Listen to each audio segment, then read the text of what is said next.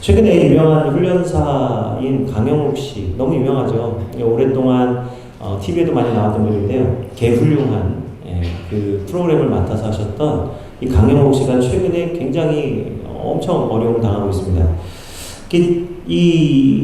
그 어려움을 당한 이유는 뭐냐면 그와 함께 일했던 전 직원들의 증언 때문인데요. 이제 상반된 증언이 나왔습니다. 한 사람은 강영욱 씨가 이게 보여지는 것과 다르게 굉장히 인품이 좋지 않다. 이게 증언을 하는 것이고, 다른 한편은 아니다. 같이 일했던 직원들이 정말 훌륭한 사람이다. 이런 증언도 있는 겁니다. 두 가지 증언이 다 있는 거예요. 그래서 그가 정말 이 대국민적인 그 강아지 훈련사 아닙니까? 그 훈련사인 그의 인생에 참으로 중대한 문제를 만나게 됐어요. 이 일로 인해서 자기가 하고 있는 이 보든컴퍼니라고 하는 회사를 이제 문을 닫아야 되고요. 그다음에 자신의 그 훈련사 인생에도 큰 어려움이 있어서 앞으로 이제 누가 와서 맡길까? 왜냐면 이제 논란이 있고 이게 노이즈가 있으니까 사람들이 이런 데는 좀 잘 안 가는 것 같아요. 요즘 사람들은요. 그러다 보니까 이제 이 사람의 앞으로 앞날에도 어려움이 있을 게 예견이 됩니다. 그래서 오늘 두세 사람의 증인이라고 하는 오늘 그 설교 제목대로 이 도대체 무슨 증언을 했냐 이 증인들이 좀 관심 있게 보게 됐어요. 그래서 그 사건, 일련의 사건을 어제 좀 쭉 보게 됐습니다. 그래서 어제 보니까 강영욱 씨가 해명 영상을 내놓았는데요. 1시간 좀 넘는 영상을 처음부터 끝까지 정독을 했습니다. 2번 들었어요. 제가 혹시 놓치는 게 있나 싶어가지고. 중요한 거 아닙니까? 설교에서 이 사람 인생을 이렇게 논해야 되는데 제가 함부로 말할 수 없잖아요. 그러니까 2번을 봤어요. 야, 성경을 2번씩 읽어야 되는데. 그 영상 2번 봤는데 유독 제 눈에 들어오는 내용이 있었습니다. 이게 참으로 제가 지금까지 보지 못했던 강영욱 씨의 모습이에요. 항상 그 프로그램 보면 엄청 당당했거든요. 앉아! 저리 가! 뭐 이러면서 정말 와 이건 뭐 완전히 이건 권위잖아. 개가 막 꼬리를 내리잖아요. 그런데 유독 그 제 눈에 들어오는 그 인터뷰 내용이 있었는데 이게 뭐냐면 그 자신의 반려견이었던 레오에 대한 내용이었어요. 레오가 뭐냐면 어릴 때 강영욱 씨가 키웠던 강아지인데 이제 8년 동안 경찰 그 과학수사대 경찰견으로 활약하다가 은퇴하고 나서 다시 강영욱 씨한테 돌아왔습니다. 그러니까 이제 늙어서 온 거예요. 강아지가 늙어서. 그래서 이 아이를 은퇴 뒤에 돌봐주는데 강영욱 씨가 지극정성으로 돌봐준 영상들이 계속 올라와 있어요. 그런데 이 전 직원들이 증언 중에 뭐냐면 레오를 잘 돌보지 않아서 온몸에 오물을 묻혔다. 그렇게 했다가 안락사를 시켰다 이거예요. 근데 그 증언이 있었습니다. 이 증언이 있어서 강영욱 씨가 그 해명을 하는데 본인 스스로 이런 말을 합니다. 자신이 이 말을 듣고 곰곰이 생각해 봤대요. 내가 정말 레오를 잘 돌봤는가? 생각해 보니까 자신은 그렇게 말할 수 없을 것 같다. 그러니까 자기 레오를 최선을 다해서 돌봤는데 최선을 다했냐? 너 정말 최선을 다했냐? 물어보면 최선을 다했지만 자기 스스로는 최선을 다했다 말할 수 없다는 거예요. 왜냐하면 그가 레오에게 최선을 다하긴 다했겠지만 그는 훈련사고 일이 있고 회사를 경영해야 되고 직원을 돌봐야 되고 의뢰가 들어오면 가야 되고 방송 찍어야 되고 하니 그게 24시간 중에 온전히 레오를 위해서 전 시간을 다 최선을 다했냐 이 질문 아닙니까 사실은. 100% 자신이 레오에게 100% 최선을 다했다고 말할 수 없다는 거예요. 자신할 수 없다는 거예요. 자기가 저는 이 증언이 정말 참되다고 얘기하는 게 솔직한 거거든요. 최선을 다할 수 없다. 이것만큼 솔직한 말이 없는 거예요. 우리가 어떤 일을 할 때 정말 100% 최선을 다하는 일이 있습니까? 자신의 일에 정말 100%를 최선을 다해서 완전히 올인해서 24시간을 오직 그 한 일만 위해서 100% 최선을 다하는 사람이 있다면 그 사람은 정말 대단한 사람이겠죠. 그러나 우리 모두가 사실 이 강영욱 씨에게 요구하고 있는 최선을 다했느냐라고 하는 말은 사실 우리 자신에게도 적용되지 않는 말이지만 그에게도 적용이 안 되는 거예요. 그런데도 불구하고 그는 뭐라고 말하냐? 자신이 그렇게 최선을 다했냐? 하면 그렇게 말할 수 없다. 이것만큼 참된 증언이 없죠. 뭐 다른 여러 가지가 얘기가 있었겠지만 그 부분에서 그가 정말 그 진실을 말한다고 저는 생각합니다. 최선을 다하지 못했다. 자신 최선을 다했다고 말할 수 없다.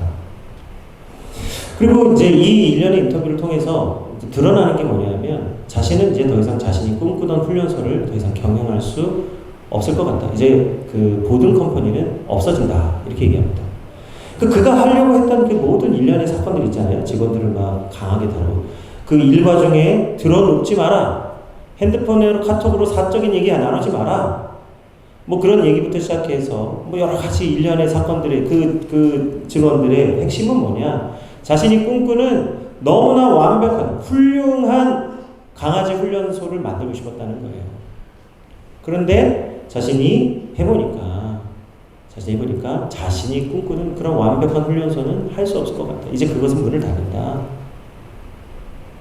그렇게 자신이 꿈꾸는 훈련소를 할 수 없을 것 같아서 속상하다라는 얘기를 했습니다. 서로를 온전히 알지 못하기 때문에 우리는 문제를 만나고 갈등하게 됩니다. 근데 갈등과 문제가 나쁜 것이냐? 무조건 나쁜 게 아니에요. 왜냐? 지금 제가 예를 들었던 우리 강영욱 씨가 지금 문제를 만나고 갈등을 만났는데 놀랍게도 그가 이런 얘기하는 거예요. 내가 그 사람들 만나서 기회를 주신다면이에요. 거기도 기회를 주신다면 만나서 용서를 구하고 싶다. 그동안 TV에서 보여줬던 그 당당하고 멋진 모습이 아니라 용서를 구하고 싶다. 참으로 화해와 악수를 청하는 그의 진짜 인간적인 모습을 보니까 이 사람도 우리와 같은 사람이구나. 그것을 통해서 그의 다른 부분을 발견하게 되는 거죠.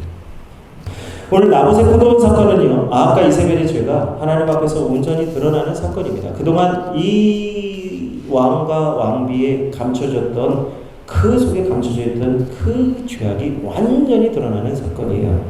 오늘 나봇의 사건, 포도원 사건 이전에 아합은 하나님의 뜻을 버리고 원수된 베나닷을 하나님께서 죽이라고 명령하셨는데 죽이지 않고 놓아줍니다. 놓아줄 때도 뭐라고 하나요? 그가 아직 살아있느냐? 그는 내 형제다. 분명히 하나님은 이 베나닷이 아합의 원수라고 말씀하셨는데 아합은 하나님 말씀하신 것을 저버리고 이는 내 형제다. 그렇게 얘기하고 베나닷을 놓아줍니다. 하나님의 뜻을 완전히 부인하는 거예요. 하나님이 승리를 주셨어요. 적은 두 무리의 염소떼 같은 이스라엘 군대를 이 수많은 이 아람 군대와 싸워서 이기게 하신 분이 하나님이신데 이 아합은 이 승리가 자기 것인 줄 알고 베나닷을 형제 삼는 거예요. 그때 하나님이 선지자를 보내서 아합에게 심판을 경고하십니다. 네가 네 손에 붙인 베나닷을 놓아주었으니 베나닷의 생명을 너의 생명으로 대신해야 될 것이다. 생명의 값을 그에게 찾겠다고 말씀하셨어요. 그런데 아합이 선지자의 말씀을 듣고 마음이 답답해서 사마리아 성으로 돌아옵니다. 마음이 답답해서 돌아왔다는 것은 그의 마음이 찔림이 있고 마음에 뭔가 눌림이 있었다는 거예요. 하나님이 뜻하신 계획을 따르지 못한 데서 오는 그 답답함, 양심이 움직이는 거예요. 그런데 갑자기 그가 하나님의 말씀에 답답해져서 이 사마리아 성에 왔을 때 갑자기 나봇의 포도원이 눈에 들어오기 시작합니다. 정말 이상한 거예요. 하나님이 말씀하셔서 마음이 답답한데 왜 나봇의 포도원이 눈에 들어오냐고요. 이는 하나님이 말씀하신 것을 이루지 못한 인간의 욕심이 인간의 것을 탐하게 하는, 참으로 하나님의 뜻을 이루지 못하면 다른 것을 대체하는 인간의 실존을 보는 거예요.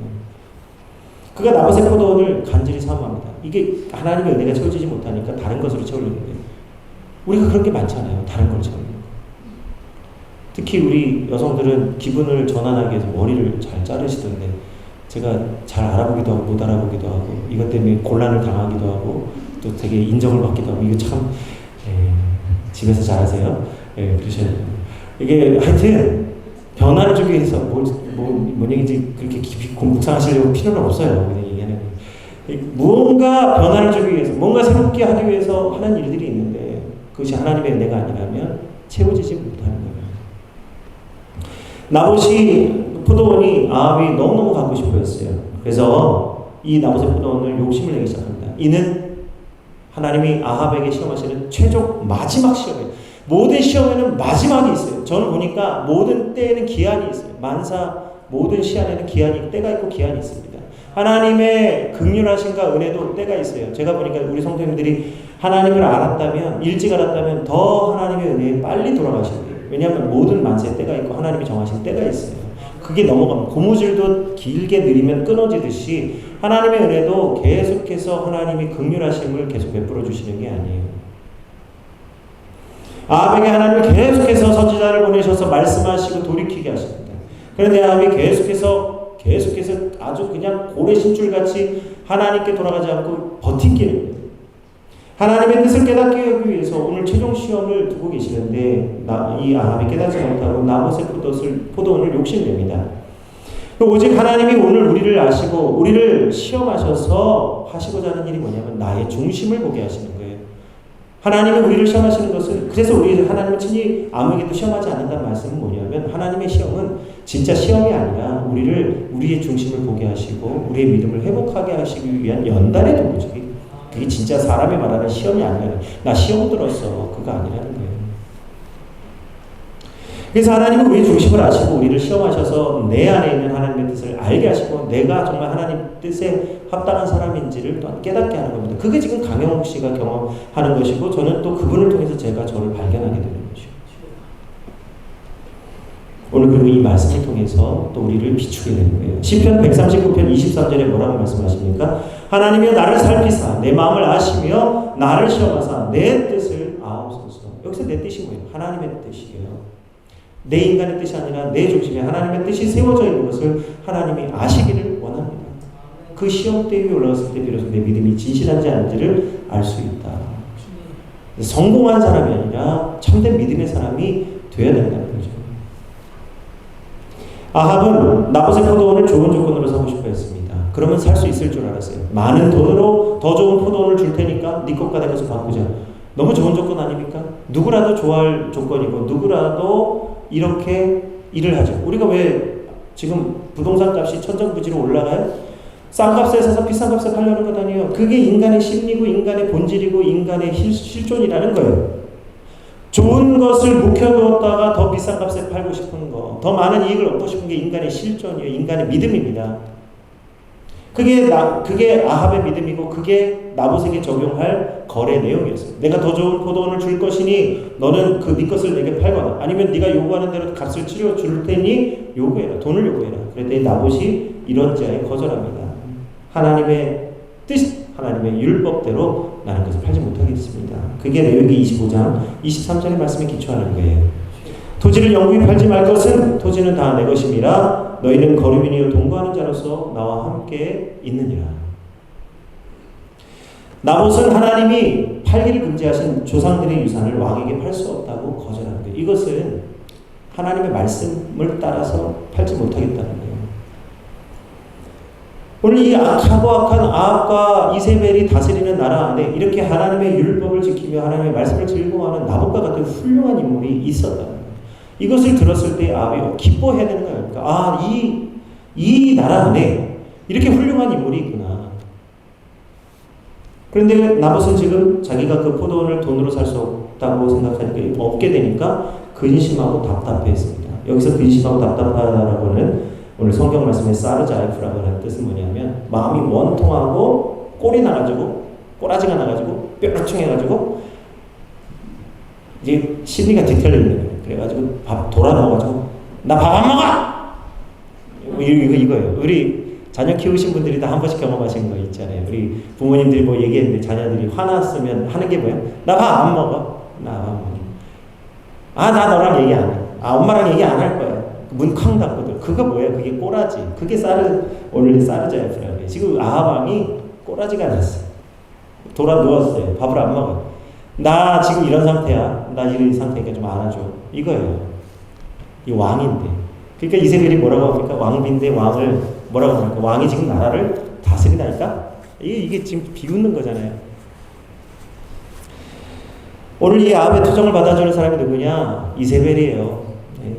이세벨입니다. 다른 사람이 받아주는 게 아니라 아내가 받아주는 거예요. 그래서 이세벨이 왕이 일어나서 씻고 밥 먹고 앉아 계세요. 제가 다 해결하겠습니다. 그래서 이세벨이 율법을 이용해서 나봇의 포도원을 뺏을 생각을 합니다. 참으로 이 똑똑한 여자예요. 똑똑한데 이게 하나님이 없으면 이 무서운 사람입니다. 세상에서 제일 무서운 사람이 뭔지 아세요? 똑똑한데 이 물불 안 가지는 사람, 이런 사람. 하나님도 무서워하잖아요. 이 사람이 제일 무서운 사람이에요. 그럼 세상에서 제일 안 무서운 사람이 누구냐? 게으른데 열심히 하지도 않는 사람. 그 사람이 제일 안 무서운 사람이에요. 이 이세벨이 정말 똑똑한 거예요. 하나님 율법을 잘 아는 거예요. 율법을 통해서 나봇의 포도를 빼앗습니다. 그래서 오늘 어떤 율법을 이용하냐? 민수기 35장 30절의 말씀인데 사람을 죽일 때는 반드시 2사람 이상의 증인을 세워야 된다. 이 율법을 알고 있는 거예요. 그래서 이세벨이 아합 왕의 이름으로 편지를 보내는데 이스라엘의 성읍의 장로들과 귀족들에게 편지를 보냅니다. 그래서 뭘 얘기하냐면 거짓 증인 두 사람을 세워서, 여기 이제 성경에는 불량배 거짓 증인 두 사람을 세워서 나봇이 하나님과 왕을 저주했다고 모함을 해서 사람들이 돌을 맞고 죽게 해라고 이렇게 명령합니다. 근데 이 편지가 한 사람에게 보낸 게 아니라 장로들과 고관들이에요. 적어도 두 사람이 아니라 수많은 사람들에게 거짓 증언을 시키고 있는 거예요. 그런데 지금 이 나라를 악한 길로 인도하는 아합과 이세벨의 지도를 받는 이들이 이 일을 순종합니다. 적어도 진실이 무엇인지 아는 사람들이 2명은 아니고 더 많은 사람이 있는 거예요. 그것도 심지어 장로들과 귀족들이 이 일이 참으로 악한 일이라는 걸 다 알고 있어요. 몇 명이겠어요? 10명? 20명? 숫자는 알지 못하지만 수많은 사람이 이 이세벨의 편지를 보고 악한 일을 꾸미는 것을 다 압니다. 그런데 누구도 나서지 않고 이 일을 합해가지고 불량배 둘을 세워두고 나봇을 높은 자리에 앉혀두고 하나님과 왕을 저주했다고 거짓말 시켜요. 그렇게 해서 이 높은 자리에 앉아있던 나봇이 한순간에 돌 맞고 죽게 되어서 나봇의 포도원을 아합 왕이 빼앗게 만들었습니다. 아합과 이세벨은요, 철저히 하나님을 무시할 때는 무시하고 필요할 때는 이용하고 정말 하나님이 도구예요. 그래서 하나님이 아무리 아합 왕에게 말씀하셔도 이들은 하나님이 필요할 때 부리는 여러 신들 중에 하나일 뿐 그 이상도 그 이하도 아닙니다. 그러니 아합과 이세벨의 이런 지도를 받는 이스라엘의 장로들과 귀족들도 거짓 증인 세워서 나봇, 이런 정말 하나님의 훌륭한 사람 나봇을 죽이는 거 눈 하나 깜짝하지 않고 하는 사람들입니다. 하나님은요, 악은 그 모양이라도 버리라고 말씀하셨는데 오늘 우상을 숭배하는 아합과 이세벨은요, 자신들이 스스로 우상이 되어져 버렸어요. 우상의 모양, 그냥 모양을 만들어서 본떠놓은 바알과 아세라를 섬겼던 이 아합과 이세벨이 자기 스스로 바알과 아세라가 되어서 이 백성을 완전히 멸망의 백성으로 만들어버리고 마는 겁니다. 오늘 우리 인간을 알 때 하나님을 알 수 있게 되는 거예요. 하나님을 만나게 되는 거예요. 왜 그렇습니까? 우리 인간의 실존이라고 하는 것이 얼마나 악하고 얼마나 우리가 하나님이 필요한지 알기 때문에 인간을 알면 하나님을 구하게 되는 거예요. 또 하나님을 만나면 하나님이 참된 형상으로서의 인간을 회복하여 주시고 참된 인간이 되게 하시기 때문에 하나님을 만나야 참으로 인간이 될 수 있는 거예요. 이 두 가지가 다 있는 거예요. 참으로 우리는 지금 우리의 실존은 이렇게 어렵고 고난과 고통과 환난 속에 있지만 이것을 통해서 하나님을 만나게 되는 것이죠. 하나님을 만나게 될 때에 이 문제와 어려움 속에서 참된 하나님의 형상으로서의 인간이 회복될 수 있다. 이 페르소나가 있다는 거예요. 두 가지가 있다는 거예요. 그래서 우리가 하나님을 만나지 못하면 우리가 모르는 우리 자신의 모습을 발견하면서 깜짝 놀라게 되는 것이죠. 그러나 오늘 우리가 하나님 안에 있는 다른 우리의 모습을 발견하게 되면 기쁨과 즐거움이 넘치는 성도의 삶을 살 수 있게 되는 줄 믿습니다.